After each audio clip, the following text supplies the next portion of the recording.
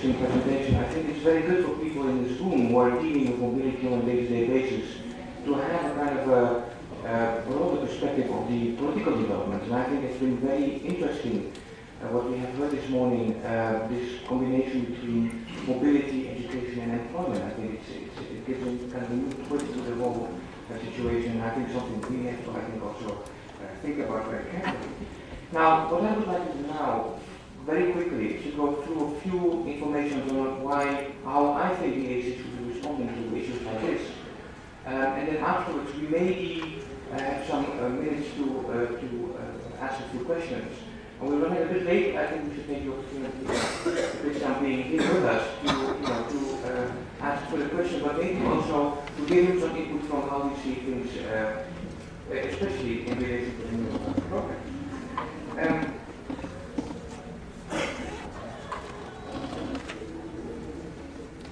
So I think what the role of the ACV should be in this kind of context is that we constantly make the translation between the bigger political developments and what is going on in our institutions and sector. And I think we have done already quite a bit over the years in reaching that aim. I think we have been dealing a lot with mobility. We have all those tools you'll be knowing about, like the websites we have all the handbooks, all the stamps. And of course, we have also the things that deal with the modernization agenda, like the whole issue around social insurance, and now I'm what we call sectoral qualification framework with the famous polyphony and pattern discussed in the ACV. So much has already been done.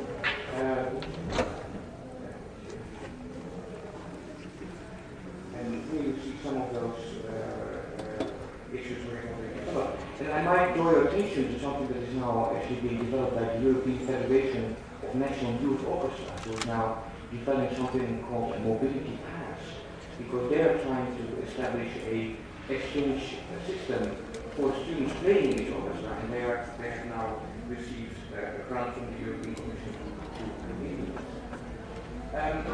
If we talk about promotion and motivation, and this is one of the issues that has been discussed in the green paper, you might have seen it because it's in your reader. I think there's a couple of things I think we agree on that we need to be worked on when we want to promote mobility more. And I think you will all agree with me that we think that the individual mobility grants should be increased. And also from the perspective of our discipline, I think it would be very important to look a little bit more into the whole issue of short-term mobility. We have the IPs, which I think unhelpfully have the minimum stay of 10 days, which I think is really long. And we have the minimum requirement of 2 months of mobility in Erasmus. I think from the perspective of our sector, it would be helpful to have other types of short-term mobility initiatives. And it was noticeable for me actually that in the whole Youth on the Move communication that was published on Wednesday, nothing is being said about the culture program. And I think the culture program should be integrated into this whole development. The other thing that I think is going to be quite important in relation to the new programs is that the music being a kind of true lifelong learning discipline where people start very early and end up playing music. I think these kind of compartments within the program, coming secondary Erasmus Music, is a bit awkward. And we would rather see that things are more like a vertical. We can have projects and networks that go through the different levels of education. And one other thing I think is also quite important, as you know, we have every year we try to collect statistics in the age on mobility flows within Erasmus. And there is one thing which I think is very, very noticeable, is that this is kind of very consistent move towards east-west mobility. This is really, I think, very, very noticeable. And if I can show you scores of what we've had of the mobility this year, which is not very much different from previous years, you see that kind of absolute kings, or actually, we should say queens, because it's our female colleagues needs to be leading that, of mobility are our Baltic colleagues. A lot of students going out of the Baltic states, going to West European institutions. And if you, this is outgoing students, if you turn it around to incoming students, you see quite a different picture. Mostly, say, central Western European institutions that are welcoming some of the students. So I think we have to look at it, that maybe we should do some kind of special promotion measures. So I think we have to address this issue.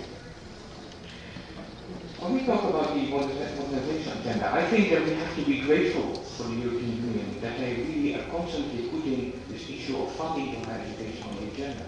And we're facing some very, very tough times now in which member states will be attempting to do budget cuts in any kind of field of education. I think it's good that the European Union is reminding member states not to do that.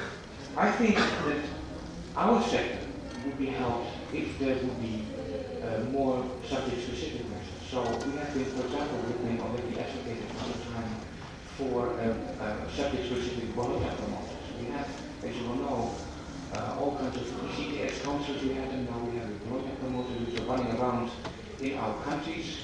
And it's very noticeable that although they are wonderful experts in the field of volunteer, they know nothing about our disciplines. I think we should take a further step by involving people who are specialized in our discipline and who are able to give kind of qualified advice to institutions, because I think this will make the profit from the kind of expertise much more helpful.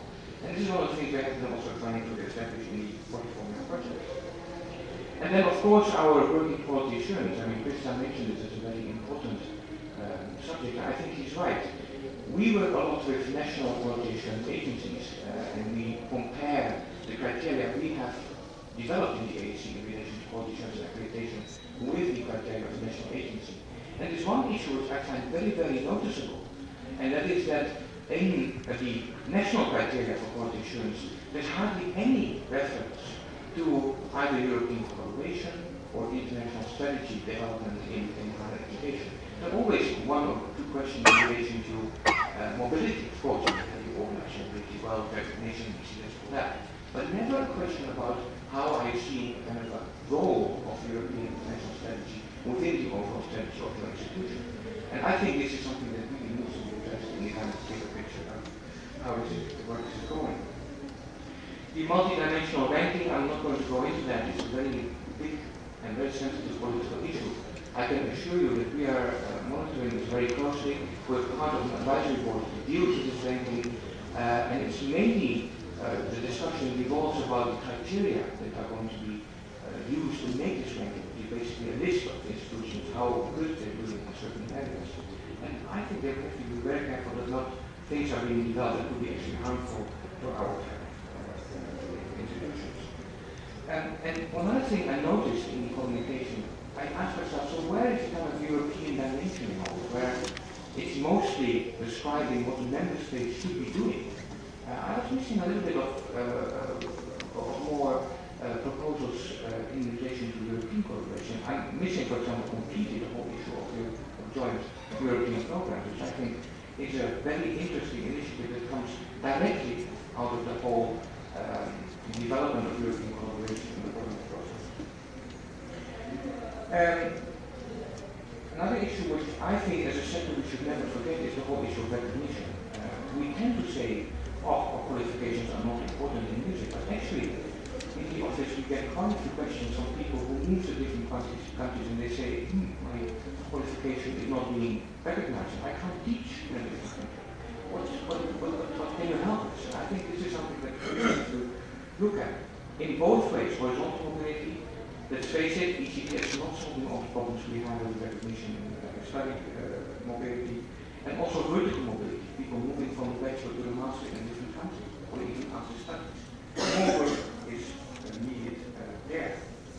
So, I think if we going to mention some final suggestions, I think for the EU, I think we need really support on the disciplinary level to kind of make these translations of EU policy to the different sectors. And I would like to see the EU to take responsibility in promoting and supporting these kind of more sectoral approaches. As I said, I think the culture program should be included, and we're still also facing the problem that we actually have no access to the research programs, which is strongly focused on scientific and technological disciplines. I think we already have a level of development that we can use to be helpful within the research programs as well. But I think it's also, it's always easy to kind of blame everything on the Commission and on the EU and say, okay, you have to do this and you have to do that. But I think there's also one very strong message to ourselves. And that is, I think that we have to really make the next step in this development of European collaboration. I think we have to start going beyond just moving around people. I think we really have to see, and this has been something we have been discussing for some time, we have to see how we can really use the whole European debate into the institutional development of our own institutions, to really think of European level strategies, to think of international strategies. So I'm very curious to find out what the group, which was managed yesterday by Tauch and some others who have discussed this particular topic, what they have come up with. Because I think it's really essential to have a more, say, qualified and more substantial discussion internally in the institutions about how the European dimension can be used in a more strategic way in the political development institutions. So that would mean the move of the international office from some kind of service, more service-oriented